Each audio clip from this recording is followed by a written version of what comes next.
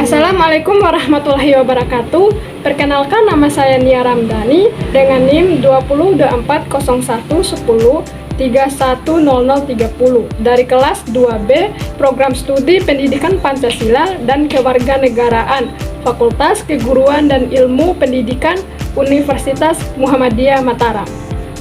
Di sini saya akan mempresentasikan tugas mata kuliah Kewarganegaraan dengan judul Identitas Nasional. Latar belakangnya, manusia pada hakikatnya tidak dapat hidup sendiri karena manusia adalah makhluk sosial atau jun politikon. Untuk memenuhi kebutuhannya sehari-hari, maka satu manusia akan membutuhkan manusia yang lainnya. Oleh karena itu, manusia akan hidup dalam berkelompok-kelompok. Kelompok-kelompok itu terbentuk karena memiliki tujuan dan kepentingan yang sama, maka mereka akan berusaha untuk mewujudkan tercapainya cita-cita serta terpenuhinya kebutuhan tersebut. Begitulah Indonesia. Kita adalah suatu kelompok masyarakat yang menduduki sebuah wilayah dengan kepentingan dan cita-cita yang sama. Pengertian identitas nasional. Pengertian identitas nasional adalah suatu jati diri dari suatu bangsa. Artinya, jati diri tersebut merupakan milik suatu bangsa dan berbeda dengan bangsa lainnya. Dalam garis besarnya, identitas nasional merupakan suatu jati diri yang tidak hanya mengacu pada individu tertentu, namun juga berlaku untuk suatu kelompok, organisasi, atau negara.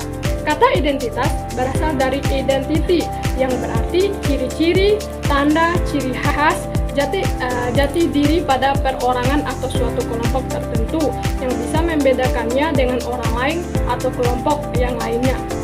Sedangkan kata nasional itu sendiri merupakan gambaran atau identitas yang melekat pada diri seseorang atau suatu kelompok tertentu atau organisasi yang lebih besar berdasarkan kesamaan fisik, budaya, ragam, bahasa, sejarah, cita-cita, serta tujuan. Kedudukan identitas sebagai karakter suatu bangsa. Yang pertama, sebagai pemersatu bangsa. Maksudnya identitas nasional adalah alat persatuan bangsa, seperti contohnya di Indonesia yaitu Pancasila sebagai identitas nasional. Yang kedua, sebagai ciri khas yang membedakan sebuah negara, bangsa dari negara yang lainnya. Maksudnya dengan definisi dari identitas nasional di atas, bahwa ikatan identitas nasional sebagai pembeda, ciri-ciri dan jati diri suatu bangsa. Tentu setiap bangsa mempunyai jati diri sendiri yang membedakan satu bangsa dengan bangsa yang lain. Yang ketiga ada sebagai pemegangan atau landasan bagi sebuah negara untuk berkembang atau mewujudkan potensi yang dimiliki. Maksudnya identitas nasional seperti yang disebut di atas tadi sebagai jati diri suatu bangsa. Dengan adanya identitas nasional, maka sebuah bangsa tidak kehilangan arah dan dapat berpegang teguh terhadap prinsip jati dirinya sendiri untuk berkembang. Selanjutnya, faktor pembentukan identitas nasional. Yang pertama, primordial. Faktor-faktor primordial ini meliputi ikatan kekerabatan atau darah dan keluarga, kesamaan suku bangsa, daerah asal, bahasa dan adat istiadat. Yang kedua, ada sakral. Faktor sakral dapat berupa kesamaan agama yang dipeluk masyarakat atau ideologi doktrinal yang diakui oleh masyarakat yang bersangkutan. Yang ketiga, tokoh. Kepemimpinan dari para tokoh yang disegani dan dihormati oleh masyarakat dapat pula menjadi faktor yang menyatukan bangsa negara. Pimpinan sebagai negara dianggap sebagai penyambung lidah rakyat, pemersatu rakyat, dan simbol persatuan bangsa yang bersangkutan. Yang keempat, ada Bhinneka Tunggal Ika. Prinsip Bhinneka Tunggal Ika pada dasarnya adalah kesediaan warga bangsa untuk bersatu dalam pembedaan. Yang disebut bersatu dalam pembedaan ini adalah kesediaan warga bangsa untuk setia pada lembaga yang disebut negara dan pemerintahannya.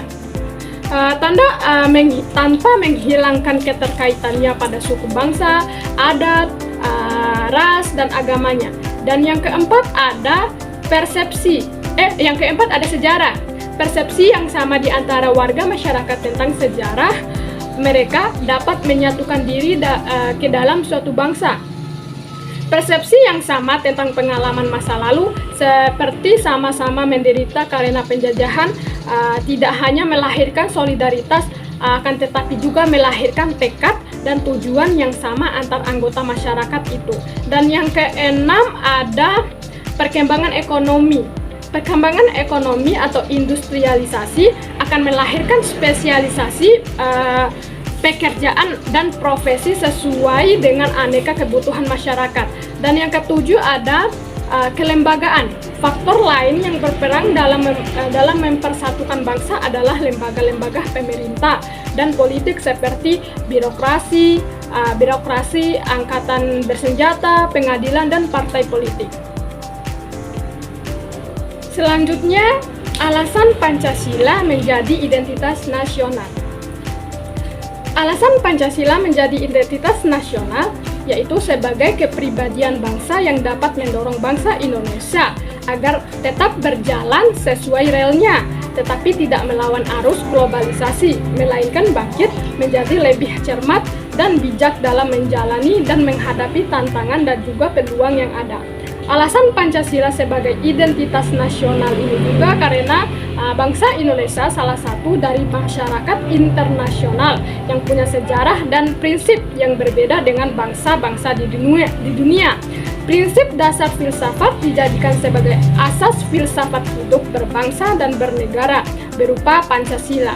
Jadi, dapat kita katakan Pancasila sebagai dasar filsafat bangsa dan negara Indonesia yang bersumber 5 pada nilai budaya dan agama yang dimiliki oleh Indonesia sebagai kepribadian atau identitas bangsa. Selain itu, Pancasila sebagai dasar hukum dan juga pandangan hidup bangsa.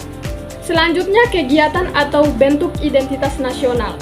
Yang pertama, ada bendera negara, yaitu sang merah putih.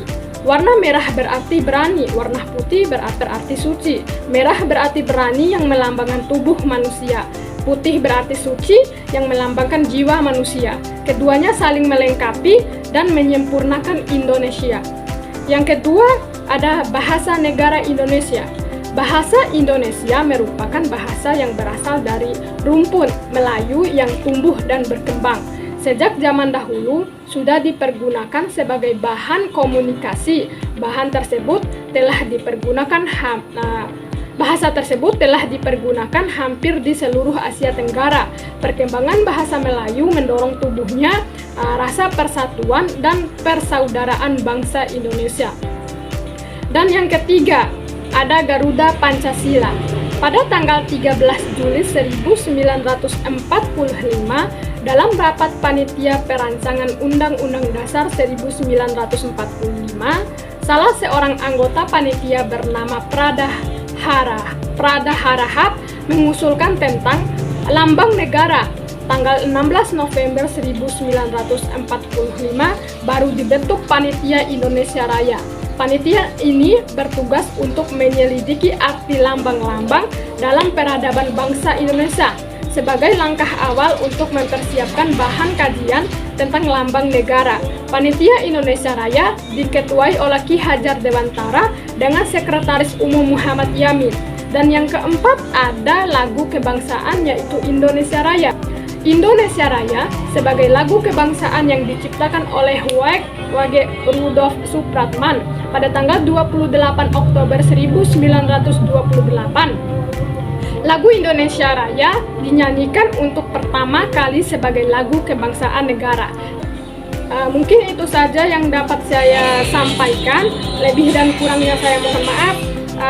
Wassalamualaikum warahmatullahi wabarakatuh.